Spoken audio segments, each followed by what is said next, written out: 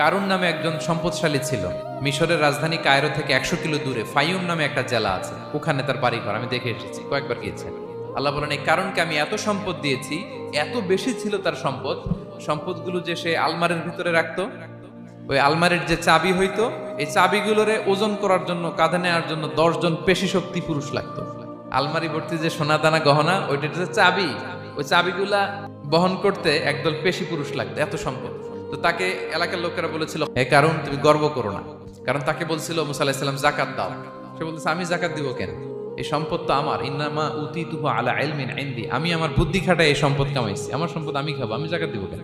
কি হয়েছিল কারণের নসিবে? আল্লাহ বলেন, সে যখন অহংকার দেখালো, আমি কারুনকে আর কারুনের সব সম্পদ মাটির ভেতরে দাবিয়ে দিলাম মুহূর্তেই। সহিহ বুখারীতে এসেছে, প্রতিদিন 1 বিঘত করে কারুন জমিনের ভিতরে যেতেই থাকবে, যেতেই থাকবে, যেতেই থাকবে কিয়ামতের আগ পর্যন্ত।